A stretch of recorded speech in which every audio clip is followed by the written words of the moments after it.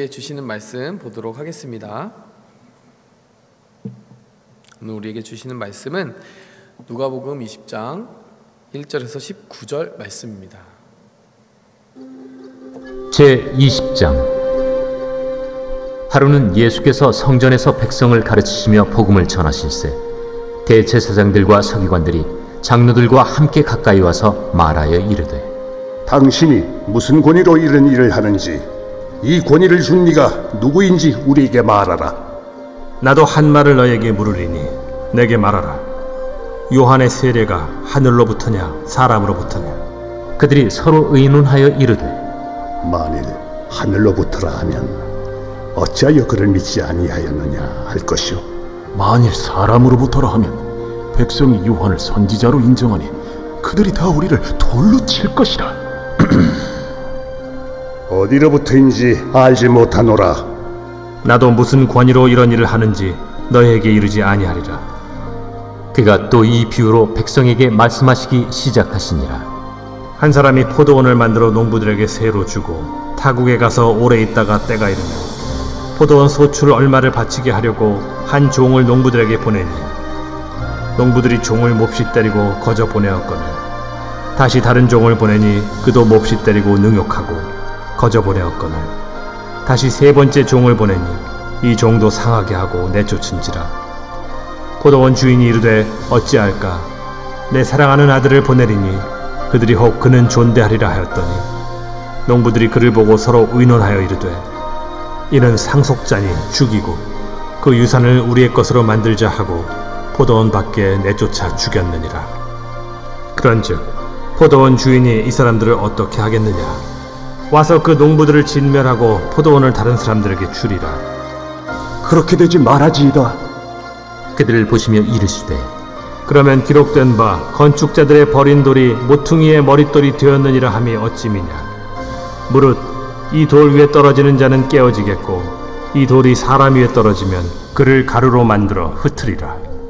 서기관들과 대제사장들이 예수의 이 비유는 자기들을 가리켜 말씀하심인 줄 알고 즉시 잡고자 하되 백성을 두려워하더라. 이에 그들이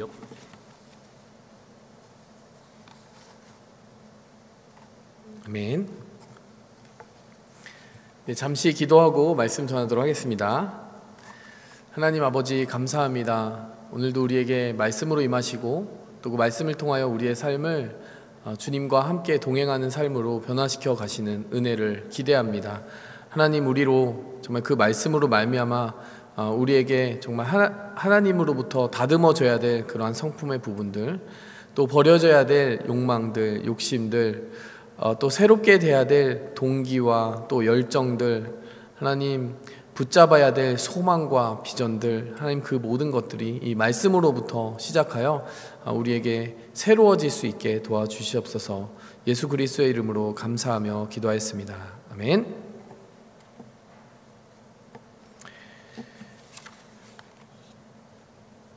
네. 오늘 우리가 이 말씀을 함께 살펴보는데, 여러분 말씀이 좀 길었죠?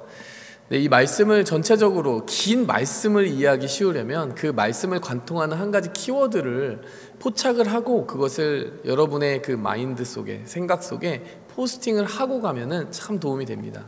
성경을 읽는 방법이죠. 왜냐하면은 성경의 이야기가 참 길고 그 대화가 뭐 여러 주제를 커버하고 있는 것 같아 보여도요, 그 말씀에는 구심점이라는 것이 있어요. 핵심적인 주제라는 것이 있습니다. 대표적으로 오늘 이 본문 말씀이 한 가지 구심점을 중심으로 인텐스한 대화가 오고 가는 그런 형태를 취하고 있기 때문에 우리는 그 구심점을 먼저 파악해야 돼요. 여러분, 결국에 오늘 본문 말씀에서 한 가지 키워드를 우리는 추출해낼 수가 있습니다. 결국에 이들이 지금 예수님과 또 바리새인들, 대제사장들, 그리고 서기관, 장로라고 하는 이 부류들, 이 두 부류가 지금 맞붙고 있잖아요. 그 논쟁의 핵심이 되는 키워드가 무엇입니까? 권위라고 하는 한 단어를 가지고 이 이야기가 지금 진행이 되고 있습니다. 권위가 예수님께 합법적인 권위가 있느냐 없느냐, 이것이 지금 주제예요. 그렇기 때문에 우리는 이 말씀을 볼 때 권위라고 하는 키워드, 권위라고 하는 개념, 권위라고 하는 것의 의미가 무엇인지에 대해서 이 이야기가 다루어주고 있겠구나라고 하는 것을 짐작하고 또 기대하면서 말씀 속으로 들어가면 좋겠어요. 여러분, 권위라는 단어를 좋아하십니까? 권위라는 단어를 좋아하세요? 여러분, 흔히 이 시대가 점점 진행될수록 지금 포스트 모던 사회에서는 탈권위, 모든 권위를 부정하는 그런 방향으로 그 사회의 관념과 스트럭처가 진행되고 있다라고 하는 이야기를 많이 합니다. 해체주의다 이러면서 어떤 전통적으로 우리가 붙잡았던 우리가 묻지도 따지지도 않고 의미 있는 것이고 무조건 우선권을 가진다라고 우리가 이렇게 찍어두었던, 점 찍어주었던 그러한 전통적인 권위에 대해서 질문하고 나아가야 된다, 무조건 받아들여서는 안 된다 라고 하는 어떤 문제의식들을 가지고 지금 문명사회가 발전하고 있다, 이런 이야기들을 많이 합니다. 한편으로는 긍정적인 측면이 많이 있어요. 왜냐하면 우리가 묻지 않고 따지지 않고 질문하지 않고 우리의 이성을 버려가면서 어떤 권위에 맹목적으로 추종하게 되면 그 권위가 잘못되고 타락한 권위일 때 여러분, 한 사회는 고통받게 되고 개인은 자유를 잃어버리게 되고 그로 말미암아 지적으로도 굉장히 많은 어리석음이 우리 사회를 잠식할 수가 있기 때문입니다. 여러분, 그런데요, 권위 자체가 문제가 되고 권위 자체를 버려야 된다라는 방향으로 가는 것은 과연 옳을까요, 여러분? 그래서 저는 우리가 권위라고 하는 것을 생각할 때 여러분, 권위주의와 권위적인이라고 하는 그런 단어를 좀 구분할 필요가 있다고 생각이 듭니다. authoritarian, authoritative. 여러분, 한쪽은요 부정적인 뉘앙스를 담고 있어요. 권위적이다, 이것은 우리에게 어떻게 보면 질문할 여지를 주지 않고 무조건적으로 내려진 그 답에 순응하도록 강제하는 듯한 이미지를 가지고 있는 단어가 권위적인이라는 단어겠죠. 권위주의적인 제가 혼동되네요. 권위주의적인, 그렇죠, authoritarian. 반면에 권위적이다, 참 이 논문은 권위적이다, 이 책은 권위적이다, 권위적인 책에 쓰여진, 권위적인 논문에 쓰여진 권위적인 이 학자 그룹에서 이런 의견을 내놓았습니다 라고 할 때 우리가 권위적인이라고 하는 이름을 붙일 때는 긍정적인 뉘앙스가 담겨져 있어요. 그 사람들이 철저하게 정직하게 진리를 추구하는 마음으로, 지식을 탐구하는 마음으로 어떤 책을 쓰고 학문 활동을 했기 때문에 이 사람들의 말이면 믿을만하다, 이런 의미를 가지고 있는 단어가 권위적인이라고 하는 단어예요. 여러분, 우리가 부정해야 되는 것은 권위 그 자체가 아니라는 말입니다. 권위를 얼마나 합법적으로 또 정직하게 진리를 탐구하는 마음으로 우리가 추구할 수 있느냐, 그것이 우리 믿는 사람들도 역시 추구해야 되는 핵심적인 태도라고 하는 것이죠.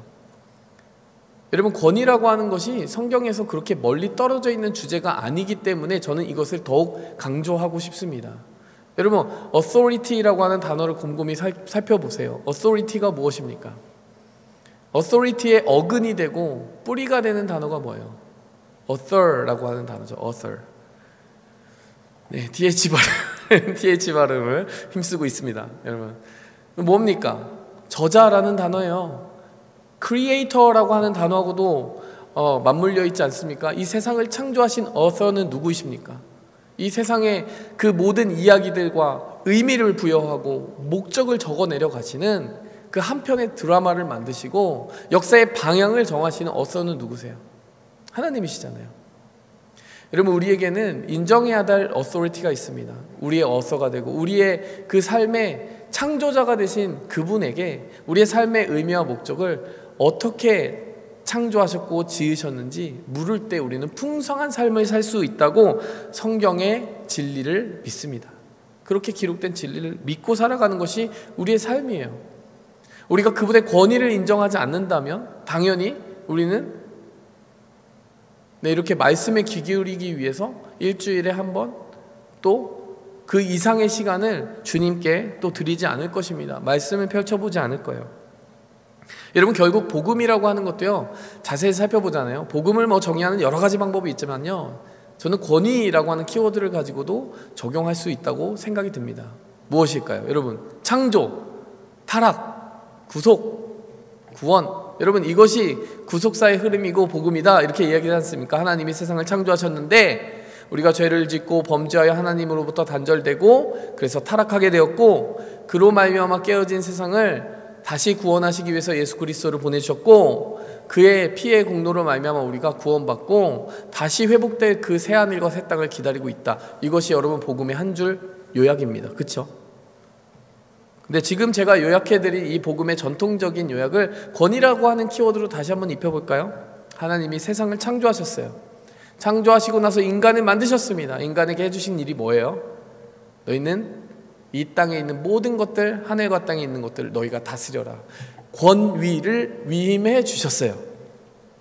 여러분, 하나님이 우리를 구경꾼으로 보내신 거 아니고요.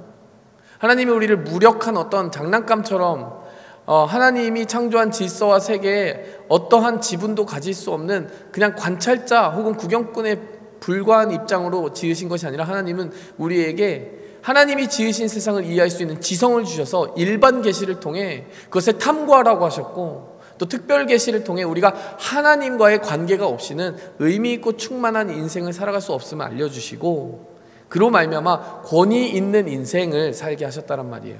하나님과의 관계로부터 말미암아 우리가 권위를 위임받고 그것을 가지고 세상을 다스리고 창조해서 이롭게 만들라라고 하는 지상 대명령을 부여받고 살고 있다라는 말입니다. 여러분, 그것이 창조된 그 세상에서 첫 번째 발생한 일이에요. 권위를 받았어요, 우리는. 근데 어떤 일이 발생을 했습니까? 선악과 사건이 발생했어요.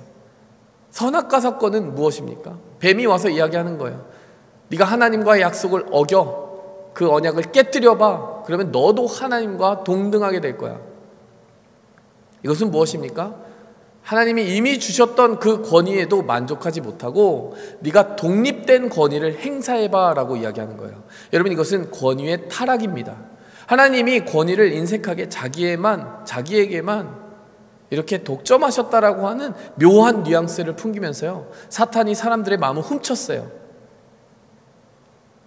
그래서 그 전에 우리가 행사하던 권위는 하나님과 건강하고 건전한 오해 없고 왜곡 없는 관계로 말미암아 하나님의 지식을 공급받아 하는 위임된 권위였기 때문에 아주 순기능의 권위였다면, 여러분, 경쟁이 시작된 거예요. 나는 하나님과도 경쟁할 수 있고, 여러분, 그 권위의 수단, 목적이 완전히 변질되기 시작한 겁니다. 나의 이름을 드높이고 나를 독보적인 존재로 만들고 돋보이게 만들고 경쟁에서 이기게 만들고, 이것이 그들이 추구하는 권위의 내용이 되어버리기 시작했어요.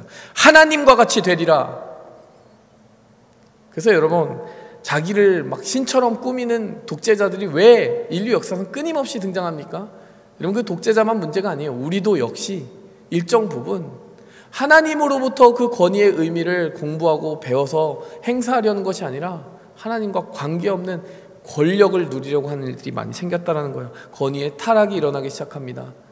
타락한 권위는 권력이 되어버리는 것이죠. 그런데 여러분, 예수님이 오셨어요. 예수님이 오셔서 무슨 일을 하셨습니까? 참된 권위로 우리를 회복해 주시기 위해 십자가에 달려 돌아가셨어요.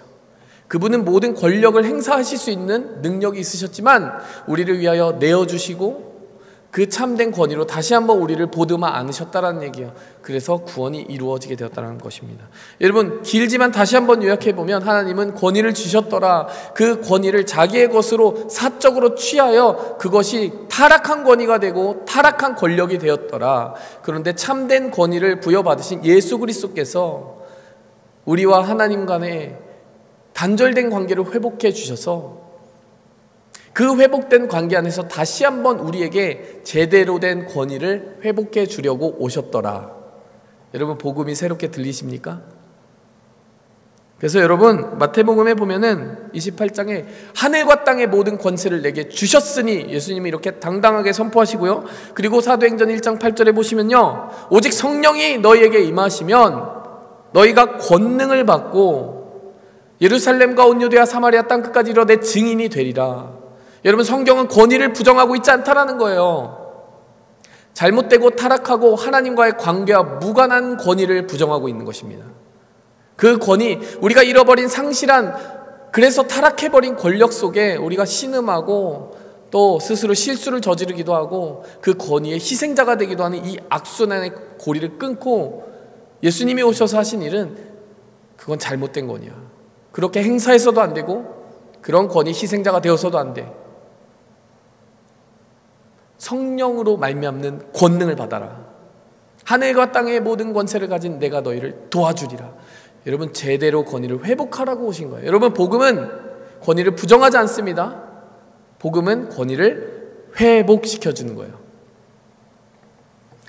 성경에 대한 눈이 열리십니까, 여러분? 성경은 권위 있는 책이고요, 권위를 다루고 있는 책이고요, 권위를 어떻게 우리가 바라보아야 되느냐에 대한 책이라는 것입니다. 여러분, 유난히 오늘 오프닝이 길었지만 여러분, 오늘 설교의 형식이 1번, 2번, 3번 이렇게 가지 않을 거예요. 이 권위를 이해하고 예수님과 이 바리새인들과의 대화 속에서 어떻게 그 권위의 의미가 새롭게 풀어지는지, 우리는 어떻게 하면 그 권위를 새롭게 회복할 것인지에 대해서 그 문제의식을 가지고 오늘 말씀을 풀어갈 것이기 때문에 여러분, 걱정하지 마세요. 이야기를 잘 따라가시면 됩니다. 그럼 그 이야기가 어떻게 풀려지고 있는지 그 권위라고 하는 키워드와 함께 우리는 보도록 하겠습니다. 20장 1절을 보니까요, 하루는 예수께서 성전에서 백성을 가르치시며 복음을 전하셨는데 대제사장들과 서기관들과 장로들이 함께 가까이 왔어요. 자, 그런데 2절에 보니까요, 이 질문을 예수님께 던지고 있습니다. 당신은 무슨 권위로 이런 일을 하고 있습니까? 이 권위를 당신에게 준 자는 누구입니까? 자, 이런 질문을 지금 이 사람들이 던지고 있습니다. 여러분, 이 사람들은 왜 예수님의 권위에 대한 질문을 가지기 시작했을까요? 예수님은 이미 자신의 권위를 입증해 보일 만한 많은 기적을 행하셨어요. 심지어 바로 며칠 전에는 베다니에서 죽었던 나사로가 살아나는 일까지 있었습니다. 여러분, 그것이 예수님이 하나님으로부터 와서 그 생명을 살리는 사역을 감당하고 있음을 보여주는 살아있는 증거들이었어요. 그런데 예수님이 보여주신 그 충분하고 넘치는 증거에도 불구하고 이들은 여전히 예수님의 권위를 문제 삼고 있어요. 여러분, 이들은 왜 이렇게 프로 불편러가 되어서 예수님의 권위에 대해서 사사건건 질문을 던지고 있는 걸까요? 여러분, 우리가 성경을 해석하려면 전문맥을 잘 살피라고 했죠. 바로 전에 어떤 일이 있었습니까? 예수님이 성전에 가셔서 성전 정화 사건이라고 하는 소위 그렇게 불리는 사건을 벌이셨어요. 노끈으로 채찍을 꼬아 만드시고 그것으로 막 상을 뒤집어 엎으시고요, 거기에 비둘기 파는 자의 그 상을 뒤집어 엎으시고 환전하는 자들의 상을 뒤집어 엎으셨습니다. 이 일들이 어떤 의미를 가지고 있다고 얘기했어요? 여러분, 막대한 수수료를 챙겨서 그것으로 부를 창출하는 비즈니스, 정말 그야말로 세속의 욕망에 판치고 있는, 그래서 성전의 거룩한 그 예배의 공간으로서의 의미를 더럽히고 있는 사람들을 예수님이 정말 가만히 둘 수가 없었고 견딜 수가 없었기에 그들을 향하여서 채찍을 드신 사건이다, 이렇게 우리는 살펴보았습니다. 말도 안 되는 수수료를 붙였던 거예요. 여러분, 지난 시간에 제가 이야기하지 않았지만요, 이런 일화도 있어요. 여러분, 그들이 어쨌든 성전에 와서 재물을 사도록 만들었을 뿐만이 아니라요, 그것을 감당하기 어려워서 실제로 그냥 재물을 집에서 가져온 사람도 있었을 거 아니에요? 근데 없는 흠을 만들어 가지고요, 그냥 이건 흠 있는 재물이기 때문에 탈락, 다시 사, 이렇게 속이는 일도 있었어요. 그렇게 가축을 받아요. 그럼 그 가축을 어떻게 할까요? 정상적인 재물로 또 팔아요. 어마어마한 부패와 타락이 일어나고 있었던 거예요. 하나님을 예배하는 사람들이 순수한 마음으로 재물을 준비하고 헌물을 준비해서 왔는데 그것을 갈취하고 거기에 수수료를 붙여서 정말 그야말로 악의 카르텔을 만들고 있었던 것이죠. 예수님이 견딜 수 없는 그런 마음으로 그들에게 선포하십니다. 이곳은 만민이 기도하는 집이라고 하나님의 말씀이 기록하고 있지 않느냐. 너희는 어떻게 해서 이곳을 더럽힐 수 있느냐. 여러분, 그런데요, 그 일을 당하면서 대제사장들과 여러분 이 서기관들과 장로들은 어떠한 마음을 가지게 됐을까요? 얼굴이 뜨뜻해졌겠죠. 자기들의 숨은 욕망이 전시되어 버렸어요. 자기들이 감추었던 그 욕망들 잘 포장해서 이것은 다 하나님의 일이야 라고 포장했던 것이 다 까발려져 버렸어요.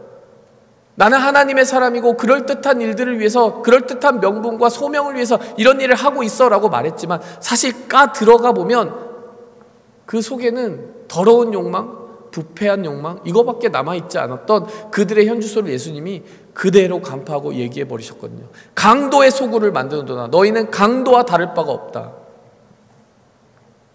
예수님은 그 고발 사건으로 말미암아 그렇게 그들을 많은 백성들의 면전에서 수치스럽게 만드심으로 말미암아 그들의 경제적인 입지를 흔들고 사회적인 그런 레퓨테이션을 흔들고 그야말로 그들이 종교적으로 누려왔던 많은 특권들을 막 뒤집어 엎으시고 흔들었던 거예요. 그들이 얼마나 불안했겠습니까? 많은 백성들이 보고 있는데 그들은 늘 백성들의 눈을 의식하면서 이들에게 인정받는, 존경받는 지도자가 되기를 원했고, 그래서 그 존경받는 심리를 잘 이용해서 그들이 지금 벌이고 있는 이 타락하고 부패한 일들도 잘 포장해서 넘어가려고 했는데 그 정체를 들켜버리면 어떻게 됩니까? 그들은 기득권을 잃어버리게 되는 것이죠. 그렇기 때문에 굉장히 불안에 떨었을 것이라는 거예요.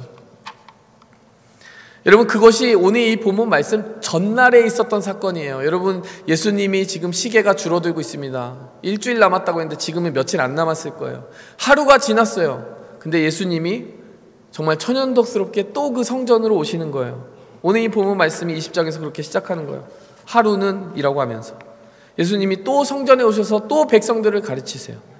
여러분, 이들이 왜 권위에 대해서 물었겠어요? 여러분, 19장의 사건 때문입니다. 자기들이 누리고 있던 기득 권력, 그 권위, 타락한 권력, 그것을 고발하는 예수님이 불편했기 때문에 1번. 두 번째, 오늘 이 본문 말씀에서 복음을 전하시세, 백성을 가르치고 복음을 전하는 그 말씀을 가르치는 권위는 독보적으로 자신들만 소유하고 있다라고 주장하고 생각했던 그들이 예수님이 오셔서 가르치고 계시니까 그 가르치는 행위 자체를 도저히 받아들일 수가 없었던 거예요. 백성들이 예수님께 경청을 하고 어디서 랍비 훈련을 받았는지도 모르겠는 이 목수 출신의 나사렛 출신의 어떤 사람에게 많은 군중들이 몰려다니는 것을 보고 굉장히 불타오르는 질투심을 느낀 것입니다. 여러분, 바리새인들은 그래서 직접적으로 물어보는 거예요. 너는 어디서 이 권위를 부여받았느냐? 이 권위를 준 자가 누구냐? 무슨 권위로 이런 일을 하느냐?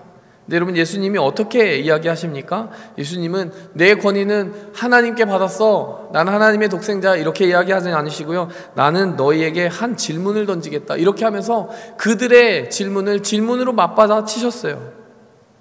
4절에 보니까 요한의 세례가 하늘로서부터냐 사람으로부터냐 라고 질문하세요.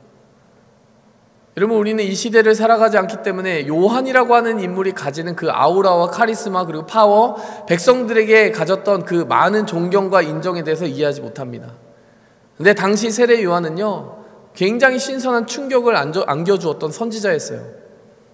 아무런 권력도 추구하지 않았고요, 낙타의 그 털옷을 입고 광야에서 메뚜기와 석청, 광야에서 나는 그런 별 볼 일 없는 음식들을 먹으면서 요단강에서 많은 사람들에게 너희가 회개하지 않으면 천국을 볼 수 없다, 메시아가 오실 것인데 나는 그의 메시아의 신발끈 풀 그러한 입장도 되지 못하는, 나는 그의 일을 예비할 그런 사명을 가지고 이런 일을 하고 있는데 너희는 준비되어야 된다, 이러면서 말씀을 전했던 사람이 세례 요한이었어요. 많은 백성들이 경청했습니다. 메시아가 오실 것이라는 그 기대와 소망을 가지고 어떻게 하면 그 메시아의 왕국에서 내가 하나님의 자녀가 될 것인가, 이런 관심들을 가지기 시작했는데 세례 요한은 정말로 이사야 선지자의 입을 통해서 예언된 광야에 외치는 자의 소리가 되어서 그런 일들을 감당했던 것이죠. 그래서 세례 요한이 도대체 어떤 인물이냐라고 하는 것에 대해서 백성들은 어느 정도 정해진 답이 있었어요. 아, 이 사람은 정말 하나님 보내신 선지자가 맞아 라고 하는 그런 확고한 확신이 있었던 것입니다. 그런데 여러분, 종교 지도자들 입장에서는 어떤 시선을 가지고 이 세례 요한을 보았겠습니까? 요한복음에 보면요, 아니나 다를까 그들이 와서 세례 요한에게 질문합니다. 예수님에게 도전한 이 비슷한 질문이에요. 너는 어떤 권위를 가지고 이런 일을 하느냐? 너는 도대체 누구냐? 라고 물어봐요. 굉장히 도발적인 질문하죠. 세례 요한이 이렇게 이야기합니다. 나는 메시아가 아니다. 왜냐면 그들은 네가 메시아냐라고 물어봤거든요. 세례 요한은 나는 메시아가 아니고 내 뒤에 오실 분 훨씬 크고 나는 그의 신발끈 묶기도 감당하지 못할 사람일 뿐이고 나는 광야에 외치는 자의 소리다. 이사야 선지자의 말을 그대로 인용해서 자기가 누구인지 설명을 합니다. 여러분, 그 장면을 다 한번 생각해 보세요. 이 종교 지도자들은 지금 세례 요한을 인정합니까? 못합니까? 절대 못하죠. 세례 요한뿐만이 아니라요, 예수 그리스도 메시아가 와도 지금 인정하지 않는 판인데 그 누구하고 종교적인 권력과 기득권과 자신의 욕망과 탐욕을 나누려고 들겠습니까? 그 파이를 나누고 싶지 않은 사람들이에요. 이 사람들은 애초에 그들에게 참된 경건, 하나님과의 진정한 만남, 이런 것들은 그들의 이상 속에서 사라진 지 오래입니다. 그저 어떻게 하면 내 이득을 충실하게 대변할 수 있는, 소위 이 종교 장사를 할 것인가 라고 하는 것이 그들의 화두였던 것이에요. 여러분, 그 화두를 가지고 살아가는 사람에게 누가 메시아냐, 누가 메시아의 길을 예비한 사람이냐, 이런 따위의 질문은요 전혀 레지스터가 되어 있지 않은 거예요. 그들은 그것이 궁금하지 않습니다. 궁금하지 않아요. 그렇다면 예수님은 왜 세례 요한에 대해서 물으셨겠습니까? 여러분, 그 결과를 보면 알아요. 그 질문을 던졌더니요 아주 볼만한 가관이 펼쳐집니다. 5절과 6절을 보니까요 그들이 서로 의논하기 시작하는 거예요. 그 의논이라는 것이 참 촌스러워요. 보면 5절 보시면, 만일 하늘에서부터 왔다 하면 어찌하여 그를 믿지 아니하였느냐라고, 이 예수 그리스도가, 이 예수가, 우리 눈앞에 있는 예수가 받아치겠지? 6절 말씀 보니까 만일 사람으로부터 그 사람의 권세가 왔다고 하면 백성이 지금 다 그를 선지자로 인정하고 있는 마당에 백성들이 우리를 돌로 칠 거야. 5절과 6절, 여러분, 이들의 의논의 본질이 무엇입니까? 여러분, 예수님은 분명히 의논의 화두와 주제를 던져주셨어요. 세례 요한은 선지자냐? 요거 던지셨어요. 그러면 원래 정말 이상을 추구하는 신학자라면, 종교인이라면, 하나님을 섬기는 사람이라면, 그래, 세례 요한이 했던 일부터 보자. 세례 요한은 어떻게 자기를 말했지? 세례 요한의 하는 일은 성경적으로 어떤 근거가 있지? 정말 진리냐 아니냐라고 하는 주제의식을 가지고 말씀을 살피고 세례 요한은 누구냐라고 하는 그 집중된 토픽에 확실하게 포커스를 할 겁니다. 근데 지금 5절과 6절에 지금 그들이 나누는 의논이라고 하는 것은 세례 요한이 누구냐라고 하는 답을 찾기 위한 의논의 과정이 아닌 것 같아요. 어떤 의논의 과정입니까? Political correctness. 예수님과는 논쟁이 이겨야 되겠고, 백성들의 신망은 잃지 말아야 되겠고, 어쨌든 정치적으로 내가 이 상황과 환경 속에서 최선의 이득을 거둬보자라고 하는 얘기만 하고 있는 거 아닙니까? 예수님한테 파이 뺏기고 싶지 않아, 백성들한테는 존경을 잃고 싶지 않아, 이런 얘기 아니에요. 세례 요한이 누구냐라고 하는 것에 관심이 있느냐라는 말이에요. 없어요. 진리에 대한 관심이 있습니까? 없어요. 예수님이 누군지에 대한 관심이 있습니까? 없어요. 아무것도 없어요. 그들이 오직 관심 갖는 것은 논쟁에서 어떻게 하면 이 사람을 찍어 누를 것인가. 만일 하늘에서부터 왔다고 이야기를 대답을 해버리면 대번에 예수가 와서 너희는 어찌하여 그를 인정해주고 인준해주고 세례 요한을 이렇게 레커멘드 해주지 않았느냐, 왜 세례 요한을 이렇게 비하하고 깎아내렸느냐라고 하는 답을 얻을 것이고, 두 번째로 하면 선지자라고 얘기해버리면은, 선지자가 아니라고 얘기해버리면 백성들한테 돌 맞아 죽을 것 같다, 이런 얘기는 하고 있으니, 여러분, 예수님이 왜 질문을 던졌는지에 대해서 이 질문을 받은 그들의 그 결과물, 그들이 보이고 있는 이 행동을 보면 예수님의 그 고단수의 수를 알 수 있어요. 예수님의 의도를 알 수 있어요. 예수님은 왜 이 질문 던졌겠습니까? 예수님은 이 질문을 통해 한 가지를 그들에게 고발하고 계신 거예요. 야, 너희는 진리에 관심 없잖아. 너희는 내가 그리스도인지 메시아인지 관심 없잖아. 너희는 내가 무슨 권위로 이 일을 하는지 관심 없잖아. 내가 무슨 답을 해도 너희는 들을 준비가 되어 있지 않잖아. 세례 요한이 누구인지 너희는 관심 없잖아. 왜 관심 있는 것처럼 질문을 하는데 그 질문 속에 전혀 관심이 느껴지지 않지? 너희는 예수 그리스도, 내가 와서 하는 일에 대해서, 그 일이 하나님으로부터 왔는지 아닌지에 대해서 관심 없잖아. 근데 왜 관심 있는 척하니? 왜 관심 있는 척하니? 너희는 진지하게 구도자의 관심을 가지고 질문을 하고 있는 것이냐? 아니면 그저 나에게 네가 뭔데 이 일을 해, 이런 말을 하고 있는 것이냐? 사실 예수님은 이들의 스탠스를 폭로해버린 거예요. 이들은 예수님한테 정말 궁금해가지고 물어본 게 아니라는 말이죠. 너희가 세례 요한에게도 별다른 관심 없이 그냥 그렇게 의미 없는 질문했던 것처럼 너희 지금 나한테 질문하는 것도 내가 누군지, 그러면은 내가 메시아다, 독생자라고 말하면 너희가 아이고 몰라 뵀습니다 이렇게 할까? 아니라는 얘기예요. 이들에게는 답정너 신앙이 있었어요.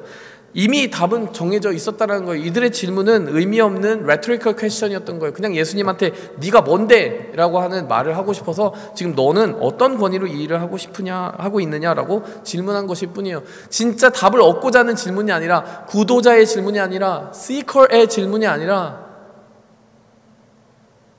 예수님의 권위에 온몸으로 반항하고 싶은 반역자들의 rhetorical question이었다는 것이죠. 여러분, 예수님이 뭐라고 답을 하셨습니까? 결국에 이들이 그래서 할 수 있는 답은 그거밖에 없었어요. 모르겠어요. 세례 요한의 그 세례 요한이 하늘에서부터 권세를 받았는지 아닌지 모르겠어요라고 말했어요. 왜? 모른다고 얘기해야 되니까. 그래야 제일 안전하잖아요. politically correct 하잖아요. intact 하잖아요. 아주 깔끔하죠, 뭐. 종교 이 사람들은 지금 정치인이에요, 사실은. 이게 어딜 봐서 진리를 탐구하는 사람들이겠습니까? 예수님이 뭐라고 기가 막히게 그 다음에 응수하십니까? 너희가 답하지 않으면 나도 답할 의무는 없는 것 같다. 이렇게 이야기하시면서 대화가 정말 완전히 그 테이블이 터닝 업사이드 다운 되어버린 거예요. 예수님 안에 살아 숨쉬는, 살아 움직이고 운동하는 이 지혜는 어디서 온 거겠습니까? 당연히 하나님의 아들로서의 그 놀라운 지금 지혜를 가지고 이들과의 논쟁을 이겨버리셨어요. 근데 여러분, 제가 거기까지만 이야기를 다루지 않고 9절부터 18절까지 쭉 나오는 그 예수님이 그 뒤이어 말하는 이 비유를 말한 이유는 무엇일까요? 함께 읽은 이유는 무엇일까요? 오늘 대화가 여기서 끝나는 것 같지만요, 대화가 여기서 끝나지 않았기 때문입니다. 왜 그래요? 여러분, 9절에 보니까 그가 또 이 비유로 백성에게 말씀하기 시작하시니라. 여러분, 예수님이 지금 말씀하시는 곳은 어디입니까? 아까 20장 1절 예수께서 성전에서 백성을 가르치시며, 여기와 상황과 환경과 지금 시간과 공간이 바뀌지 않은 상태예요. 백성을 가르치시던 와중에 그 사람들이 끼어들었잖아요. 그 사람들하고 뭐하고 대화를 이렇게 했잖아요. 세례 요한에 대해서 논쟁을 했잖아요. 예수님이 마지막으로 야, 너네하고는 답을 주지 않을 거야, 이렇게 얘기하신 다음에 9절에 보니까 또 이 비유로 백성에게 말씀하셨다. 여러분, 예수님의 그 청자, 어디언스가 누구였습니까? 한쪽에 백성과 이미 대화를 하고 있다가 이들이 끼어들었잖아요. 근데 이들과의 대화를 마무리 짓고 다시 백성에게 말하기 시작하세요. 여러분, 백성에게 말씀하는 이 백성들에게, 사람들에게 말씀하는 이 장면에 이 종교 지도자들이 여전히 그 자리에 있습니까? 없습니까? 있어요. 여러분, 그러면요, 이 9절부터 18절의 이 본문 말씀은 또 누구를 오디언스로 포함하고 있는 겁니까? 누구를 청자로 포함하고 있는 거예요? 이 종교 지도자들을 포함하고 있는 거예요. 여러분, 예수님의 답은 아직 끝나지 않았어요. 예수님의 답은 9절부터 18절까지 하이라이트로 그들에게 주어집니다. 한번 보세요. 내용을 한번 보십시다. 한 사람이 포도원을 만들어 농부들에게 새로 주었다. 여러분, 9절 말씀 보니까요, 한 사람은 누구겠어요? 이 비유니까 하나님이죠. 하나님이 포도원을 만들었어요. 이것은 뭐 창조 세계를 만드시고 그것을 인간들에게 맡기셨다, 이런 거 아니겠습니까? 새로 주었다, 렌트했다는 건 뭡니까? 너희 주인 아니야. 내가 주인이고 하나님이 주인이시고 너희는 맡아서 다스리고 관리하는 청지기일 뿐이야. 우리의 신분을 정확하게 말씀해 주시는 거예요.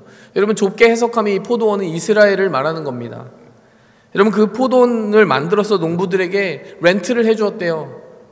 여러분, 하나님의 그 나라 이스라엘을 다스리라고 이 대제사장들, 뭐 종교 지도자들을 그렇게 일을 맡겼다라는 얘기, 한마디로 말하면. 그런데 때가 이르러서 10절에 소출 얼마를 바치게 하려고 했다. 여러분, 소출을 바치라는 거는 일을 했으면 열매를 다오라고 중간 그 결산을 하라고, 이렇게 돈을 받아 오려고, 수금하라고 이렇게 보낸 거예요.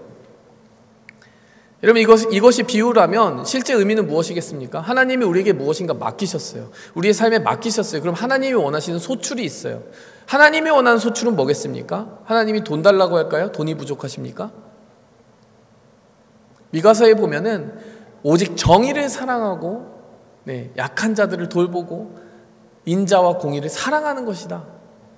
정말 하나님이 사랑하는 사람 사랑하고 나그네와 과부를 돌보고, 그러한 것들을 너에게 맡겨준 것을 가지고 사람들을 사랑하고 하나님을 사랑하고 이 땅을 돌보고 이롭게 하는 것이 내가 너에게 원하는 소출이야.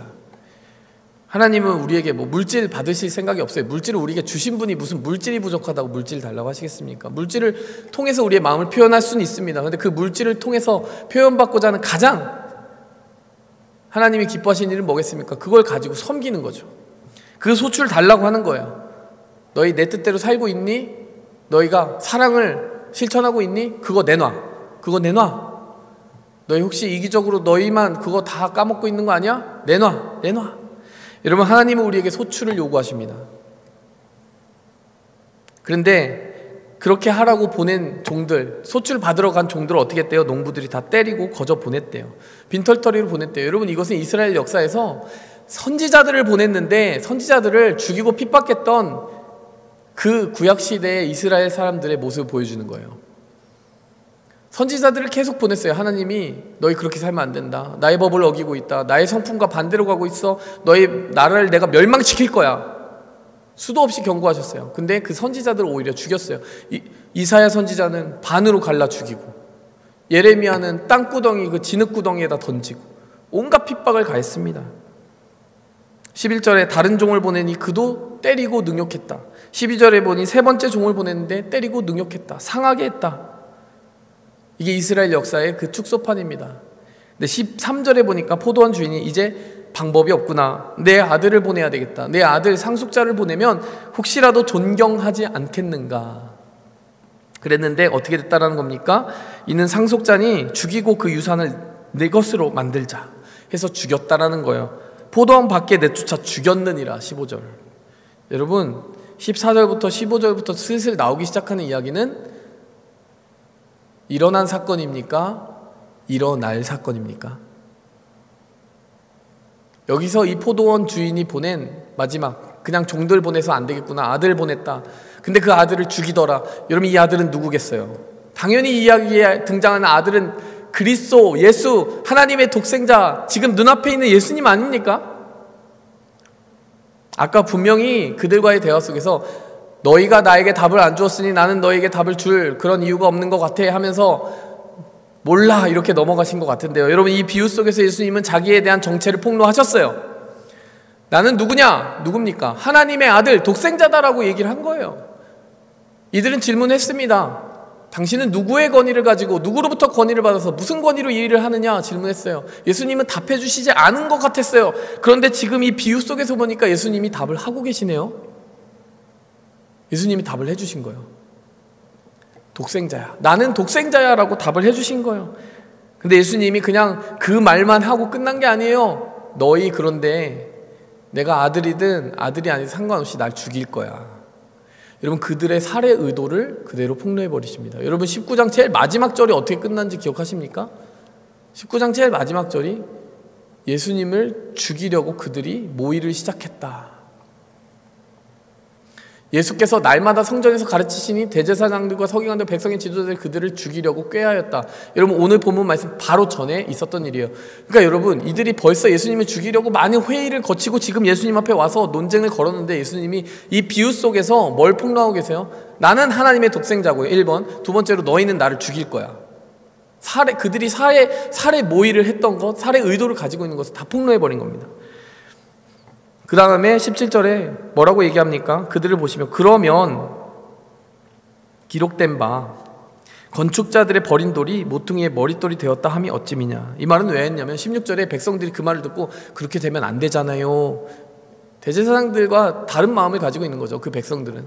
그랬더니 예수님이 이렇게 말씀하시는 거예요. 그러면 시편 118편에 왜 이렇게 기록되어 있느냐라는 거예요. 이 말은 또 무슨 말입니까? 시편 118편을 읽어야 돼요. 22절에 보니까요, 시편 118편 22절에 보니까 건축자가 버린 돌이 집 모퉁이의 머릿돌이 되었나니 이는 여호와께서 행하신 것이요 우리 눈에 기이한 바로다. 여러분, 모퉁이의 머릿돌 한번 구글해 보시기 바랍니다. 지금 이미지를 보여줄 수 있으면 너무 좋을 것 같은데, 모퉁이의 머릿돌이 뭡니까? 여러분, 양 옆에서 하중을 받고 위아래에서 하중을 받고 양 옆에 그 돌들을 지탱하면서 이 건물이 어떻게 지어져야 되는지 그 모서리 가장 아래에 있는 돌을 모퉁이돌이라고 하고요, 그 다른 돌보다 더 두껍고 강하게 만들어져 있어요. 여러분, 구글하면 그냥 이미지는 쏟아져 나옵니다. 모퉁이돌은 어떤 의미를 가지고 있는 거예요? 첫 번째, 기준이 된다. 그리고 하중을 받기 때문에 가장 중요한 기초가 된다라는 걸 의미를 가지고 있어요. 근데 22절 시편의 118편 22절에 보니까 건축자들 그걸 버릴 거라는 얘기예요. 누가 예수님을 버립니까? 이 바리새인들과 종교 지도자를 버릴 거라는 거죠. 근데 그 버려져야 되는 돌이, 버린 돌이 어떻게 됐다는 거예요? 나중에 보니까 머릿돌이 되어 있네. 그래서 23절에 보니까 이는 여호와께서 행하신 것이 우리 눈에 기이한 바로다. 예, 바로 이미지 띄워주셨는데, 기이하다라는 거 뭐예요? 이해할 수 없는 신기한 일이 벌어졌다는 거예요. 십자가에 달려 죽으신 예수 그리스도께서 부활의 주가 되어서 교회의 탑이 되셨다. 여러분, 이게 우리의 그 기이한 고백 아닙니까? 여러분, 시편 118편은 예수님 오시기 정말 수백 년 전에 쓰여진 예수님을 예언하는 가장 대표적인 예언 중에 하나예요. 예수님이 시편 118편을 딱 인용하시는 거예요. 너희 나 죽일 거지?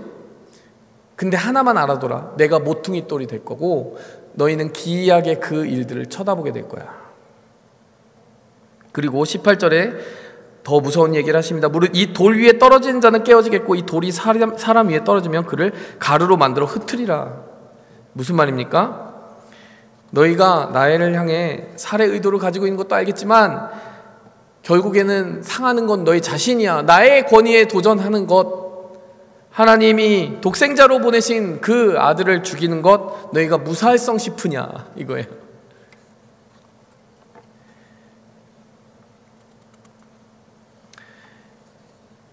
여러분, 이야기를 전체적으로 보면서요, 여러분, 결국 어떤 이야기가 오고 가고 있는 겁니까? 예수님은 다 답을 사실은 해주셨어요. 이들이 정말 듣고 싶었던 말씀, 그 질문에 대한 답 해주셨어요. 너는 어디서 권위를 받았고 무슨 권위로 일을 하느냐? 예수님 답해주셨어요. 난 독생자다. 너희가 날 죽일 거다. 죽은 후에 부활할 거다. 그리고 교회 모퉁이 돌이 될 거다. 그리고 너희는 무사하지 못할 거다. 예수님은 다 답을 해주셨다는 말입니다. 내용을 이렇게 파악하고 나서 묵상의 포인트 한 3가지 정도를 정리해봤습니다. 첫 번째로, 여러분, 이 이야기는 도대체 무슨 적용의 그 도전은 우리에게 과제를 던지고 있느냐. 첫 번째로, 여러분, 나는 누구의 소유인가 라고 하는 것에 대한 질문을 우리에게 던지고 있는 본문이에요. 나는 누구에게 속했느냐라는 질문을 던지고 있는 겁니다. 왜 그렇습니까? 오늘 이 본문 말씀해 보니까 이 사람들은 아주 당당하게 나와서 예수님한테 마치 자신들이 그런 질문을 할 수 있는 권리가 있는 것처럼 아주 고개를 뻣뻣하게 들고 예수님한테 질문했어요. 당신의 권위는 누구에게서 왔냐? 그의 권위를 인정해 줄 생각이 없는, 마치 모든 권위는 자기들에게 있는 것이 확실하고 기정사실인 것처럼 답을 내리고 그 전제가 깔려진 질문을 예수님에게 당당하게 던졌어요. 근데 여러분, 우리는 답을 알고 있기 때문에 곰곰이 이 상황을 비주얼라이즈 해보세요. 이건 황당한 일이에요. 모든 권위의 주인은 예수님이시잖아요. 그러면요, 이 권위는 누구에게 있고 너희는 누구의 권위로 그 일을 하고 있느냐라는 질문을 누구에게 던져야 됩니까? 원래는 예수님이 이들에게 던져야죠. 예수님이 오셔서, 야 얘들아, 바리새인들아, 종교 지도자들아, 너희는 무슨 권위로 그런 일들을 하고 있고 누가 맡겨준 권위로 그 일을 하고 있느냐. Be reminded. 잊어버리지 마. 예수님이 하셔야 되는 얘기인데 지금 한갓 종에 불과한 사람들이 주인에게 그걸 따져 묻고 있는 거예요. 당신의 권위는 무엇입니까? 이렇게 뒤바뀌었다고 생각이 들지 않으십니까? 여러분, 이들의 어리석음의 그냥 핵심 속에는 바로 그것이 숨어 있는 거예요. 아주 천연덕스럽고 뻔뻔하게 내가 내 삶의 주인이라고 결론 내리고 질문하는 이 태도. 예수님은 이것을 뒤집어라고 얘기하세요. 예수님은 그 질문, 내가 너희에게 던지면 안 될까? 이렇게 생각하세요. 여러분, 우리는 어떻게 적용할 수 있습니까? 이 질문 우리 자신에게 던지면 안 될까요? 제가 한번 얘기해 볼게요. 나는 도대체 누가 준 권위로 설교를 하고 있는가? 이 권위를 준 분은 누구인가? 여러분, 거기에 제가 하나님이라고 답할 수 없으면 저는 타락한 권력이 되는 거예요. 타락한 권위자가 되는 거예요. 근데 이 질문을 던지는 장점이 무엇입니까? 유익이 무엇입니까? 아, 내가 주인이 아니지. 하나님이 맡기신 말씀을 전해야지. 사람 눈치 보면 안 되지. 진리에 맞게 전해야지. 하나님의 말씀에 적힌 대로 전해야지. 여러분, 이 질문을 제가 제 자신에게 계속 던지게 되면 저는 정직하게 되고 진리를 추구하게 되어 있어요. 또 질문해 볼게요. 나는 누가 준 시간으로 이런 일들을 하고 있는가? 이 시간을 나에게 주신 분은, 맡겨주신 분은 누구인가 할 때 시간을 허투루 쓰지 않게 됩니다. 나는 누가 준 돈으로 이 일들을 하고 있는가? 이 돈은 누구의 것인가? 질문 던지고 살면요, 여러분, 그 사람은 돈을 하나님의 나라와 영광을 위해 쓰게 돼 있어요. 여러분, 이 질문을 자기한테 던져야 되는데 자기한테 던지지 못하는 이 사람들처럼 질문을 잘못하는 오류를 범하지 않았으면 좋겠어요. 이 질문을 우리는 예수님께 할 게 아니라요, 예수님께 받아야 된다, 이 말이에요. 권위에 대한 질문만이 아니라 돈으로 바꾸고 시간으로 바꾸고 여러분이 가진 모든 것, 이 가족을 준 사람은 누구냐? 내게 있는 모든 것들을 거기다 대입시켜 보세요. 그리고 그 질문을 계속 나에게 던지란 말입니다. 그러면 우리는 그래야 주인 행세하지 않고 주인 의식을 가지고 살아가게 되는 거예요. 여러분, 주인 의식은 뭐고 주인 행세는 뭡니까? 주인 의식을 가지는 건 좋은 거예요. 무언가 맡겨놓았는데 자기의 것이 아닌 것을 알기도 하고 자기의 것이 아니면서도 주인의 마음으로 그것을 충실하게 섬길 때 우린 주인 의식을 가진 사람이라고 얘기해요. 예수님이 우리에게 그런 거 기대하실 거예요. 근데 주인 행세는 뭡니까? 그러니까 뭐 타이틀 그런 거에다가 마음을 두고 주인이 뭘 행하라고 하는 본질적인 뜻에는 전혀 관심이 없고 그냥 그거 가지고 주인 놀이하는 데에만 관심 있는 게 주인 행세죠. 지금 이 바리새인들은 주인 행세하고 있습니다. 질문을 자기에게 던지지 않기 때문이에요. 우리가 이 질문을 계속 자기에게 던져야 되는 이유가 뭡니까? 우리가 주인 행세하지 않기 위해서요. 주인 의식을 가지기 위해서입니다. 아, 이래서 맡기셨지. 주인의 뜻을 위해서 섬기리라. 여러분, 출애굽기 40장과 역대하 7장을 보면 아주 재미있는 장면이 나와요. 성막이 처음 지어졌을 때, 그리고 역대하 7장을 보면요, 성전이 처음 지어졌을 때, 여러분 출애굽기 40장 35절에 보니까 회막을 다 건축하고 나서 모세가 회막에 들어갈 수 없었으니 이는 구름이 회막 위에 덮이고 여호와의 영광이 성막에 충만하였습니다. 이게 무슨 말입니까? 누가 그 회막을 건축했죠? 만들었죠? 백성들이 자기 손을 가지고 지었을 거예요. 하나님이 시키신 대로 했지만 그걸 진짜 집행한 사람은 그 사람들이잖아요. 근데 여러분, 그들이 들어갈 수 없었어요. 심지어 모세도 들어갈 수 없었어요. 하나님의 영광이 가득했다는 겁니다. 이건 무언의 선포인 거예요. 이 회막의 주인 누구다? 하나님이다. 여러분, 집을 사신 분들을 나중에 경험하게 될 텐데, 집을 사면 클로징이라는 게 있어요.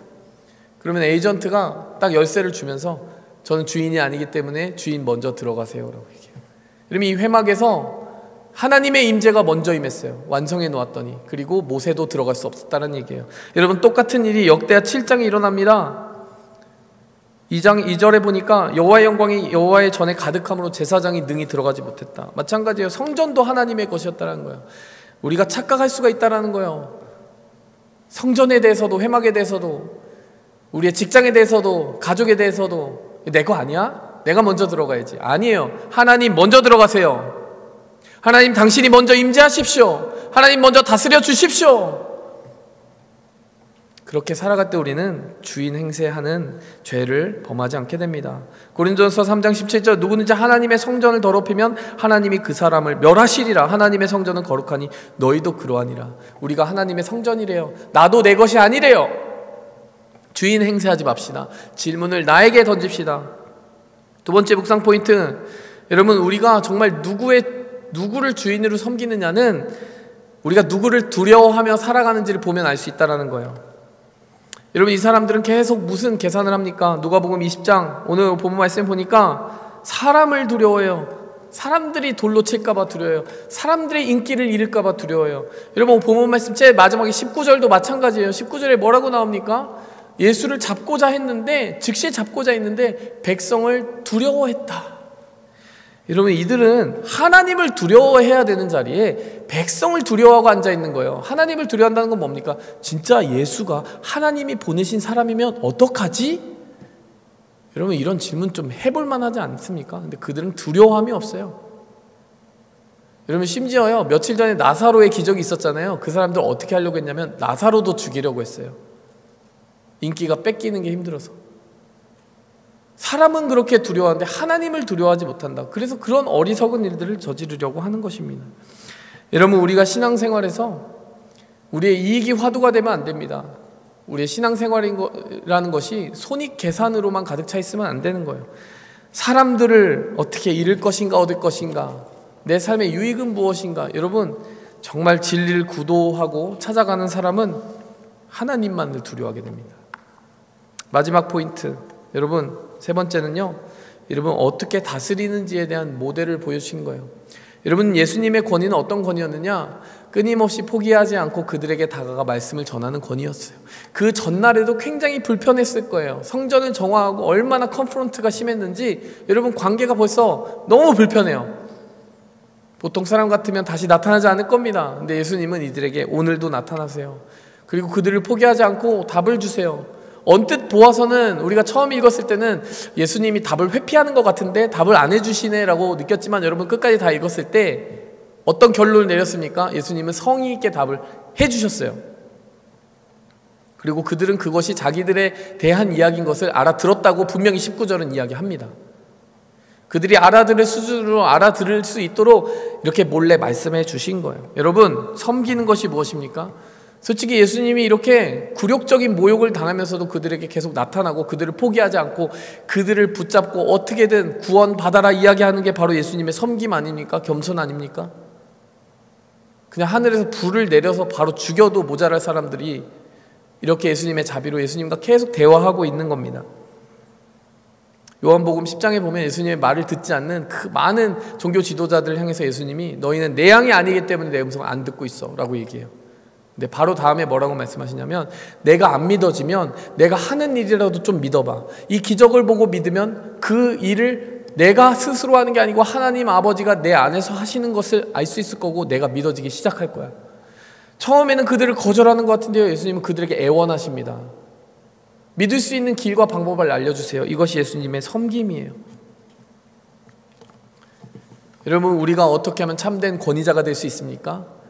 오늘 이 본문 말씀이 다 답을 주고 있는 거예요. 우리가 참된 권위자로 회복되기 위해서 우리는 주인 의식을 가져야 된다. 주인 행세하면 안 된다. 우리는 하나님만 두려워하고 사람을 두려워하지 말아야 된다. 세 번째, 무엇입니까? 여러분, 섬김의 권위를 행사해야 된다. 겸손과 낮춤으로 나아가야 된다. 여러분, 권세를 성경은 부정하지 않습니다. 하늘과 땅의 모든 권세를 내게 주셨으니, 예수님은 권세를 가지신 분이고요, 그 가진 모든 권세를 가지고 우리를 파송하셨어요. 그리고 성령이 너희에게 임하시면 너희가 권능을 받을 것이야. 그리고 내 증인이 되어 주었으면 좋겠어 라고 이야기했어요. 권위를 부정하신 게 아니라요, 참된 권위를 받아라. 나로부터 받아라. 나와 연결돼 있어라. 내 안에 머물러라. 나를 통해 그 권위를 행사해라. 내가 원하는 뜻대로만 행사해라. 그리고 세상은 두려워하지 말아라. 담대해라. 내가 너에게 승리를 주리라. 내가 너희에게 이 권위를 주노라. 맡기노라. 여러분, 바른 권위는요, 이렇게 행사하는 것입니다. 여러분, 말씀이 정리가 되십니까? 여러 이야기를 했어요. 여러분이 하나님이 여러분에게 맡겨주신 것들이 얼마나 많겠습니까? 누가 그것을 여러분에게 주었습니까? 여러분이 행동하고 선택하는 모든 기준은 하나님의 의에서입니까? 아니면 우리 자신의 의에서입니까? 이 가장 중요한 질문을 우리 자신에게 던지며 살아갑시다. 함께 기도하겠습니다. 하나님 아버지, 그 권위를, 성령으로부터 말미암는 그 권능을 가지고 살아가기 원합니다. 오직 증인이 되기 위하여, 나를 증명하기 위함이 아니고 예수 그리스도를 증명하기 위하여, 예수 그리스도를 이 세상에 보여주기 위하여, 그분의 증인이 되기 위하여 오직 성령이 너희에게 임하시면 너희가 권능을 받고 온 예루살렘과 온 유대와 사마리아 땅끝까지 내 증인이 되리라. 하나님, 오직 하나님을 증명하기 위하여 내게 맡겨진 모든 것들을 주님 뜻대로 사용하겠습니다. 예수 그리스도의 이름으로 기도하였습니다. 아멘.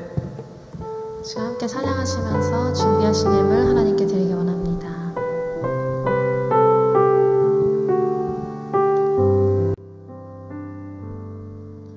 내가 주인 삼은 모든 것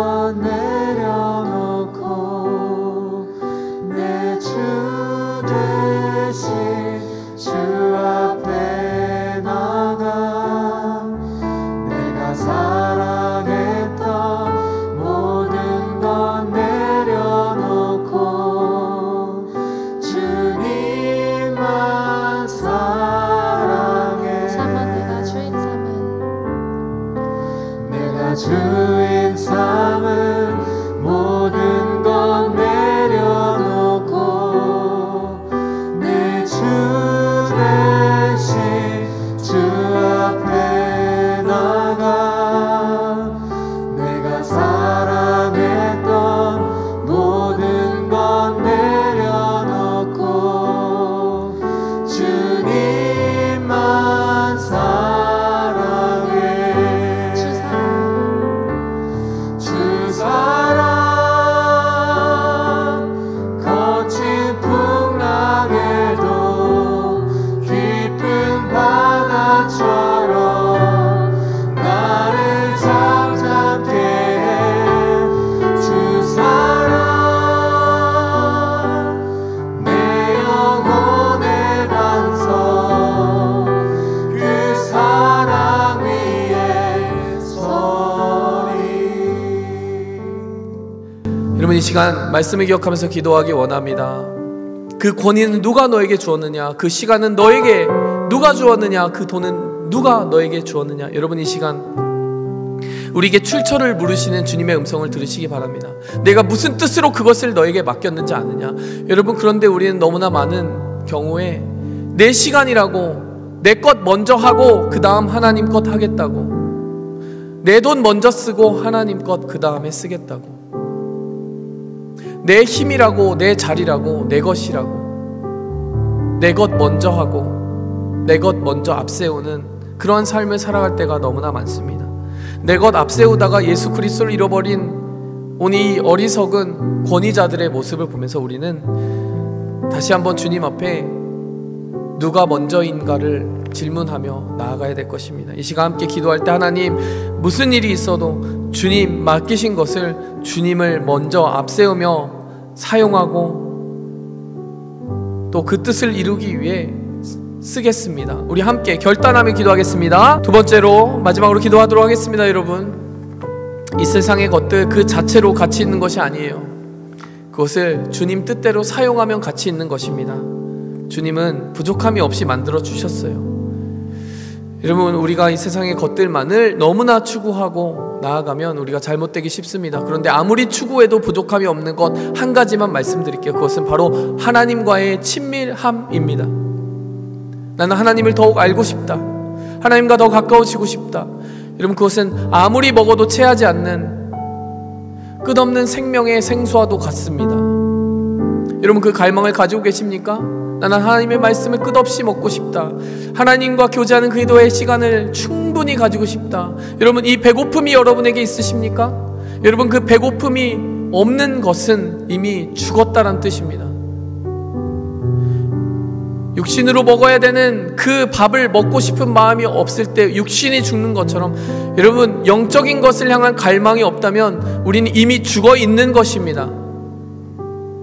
이 시간 함께 기도하기 원합니다. 하나님, 더욱 갈망하게 하여 주시옵소서. 잃어버린 식욕을 회복하게 도와주시옵소서. 잃어버린 호흡을 회복하게 도와주시옵소서. 말씀의 식욕, 기도의 호흡을 회복하게 도와주시옵소서. 생활 반응을 일으키게 도와주시옵소서. 이 시간 함께 기도하도록 하겠습니다. 하나님 아버지, 감사드립니다. 우리가 쓸 만큼, 우리가 누릴 만큼, 우리가 사랑하는 사람들에게 베풀 만큼 부족함 없이 채워주시는 주님의 은혜 감사드립니다. 하나님, 이것들 주님의 뜻을 위하여 사용할 수 있도록 이 물질을 맡겨주신 분의 그 의도와 뜻을 지속적으로 묻고 살아가는 인생 되게 하여 주시옵소서. 오늘 바쳐진 이 예물과 헌물, 하나님께서 기쁜 마음으로 받아주시고 축복하여 주셔서 하나님, 그 헌물을 드린 사람들의 마음과 영혼을 복되게 하여 주시고 하나님의 임재와 하나님의 그 부르심에 정말 민감하게 반응할 수 있는 영적인 부요함을 그들이 받아 누리게 도와주시옵소서. 하나님, 우리의 삶을 주님 앞에 올려드립니다. 주님 받아 사용하여 주시고 우리를 통하여 주님 나타나 주시옵소서. 예수 그리스도의 이름으로 감사하며 기도하였습니다. 아멘. 이제는 우리를 사랑하사 우리를 위하여 피 흘리신 예수 그리스도의 아낌없는 사랑과 또 우리를 부르심의 자리에 세우시고 또 주인으로서 맡겨주신 하나님 아버지의 그 부르신 목소리와 오늘도 우리가 그 부르심의 자리에서 이탈하지 않도록 마음과 영혼을 새롭게 깨우쳐 주시는 성령의 감화감동 축복하시는 은혜가 이 시간 세상의 것만 바라보지 않고 하나님의 부르심에 응답하며 살아가기를 결단하는 모든 제일장로교회 성도들과 청년들과 또 그들이 속한 직장과 가정과 모든 삶의 터전 위에 이제로부터 영원토록 그 은혜가 함께 계실지어다. 아멘.